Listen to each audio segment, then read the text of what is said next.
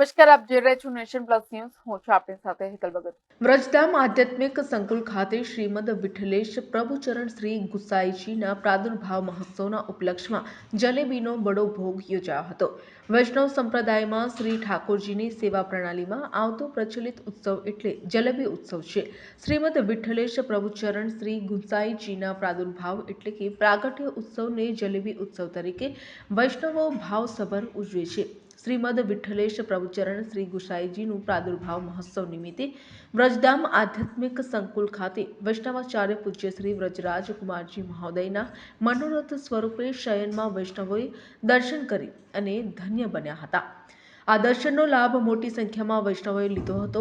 આ ઉત્સવ પ્રસંગે વ્રજધામ ખાતે બિરાજમાન શ્રી ઠાકોરજીના સુખાર્થે જલેબીનો બડો ભોગ મનોરથમાં 1 ફૂટના ગોળાકારની લગભગ 2500થી પણ વધુ જલેબીઓનો ભોગ ધરાવવામાં આવ્યો હતો. આ આખું આયોજન શ્રી વલ્લભ ફાઉન્ડેશન ટ્રસ્ટ તેમજ શ્રી વલ્લભ સેવા ટ્રસ્ટ દ્વારા કરવામાં આવ્યું હતું. Bureau report, nation plus news, Vadodara.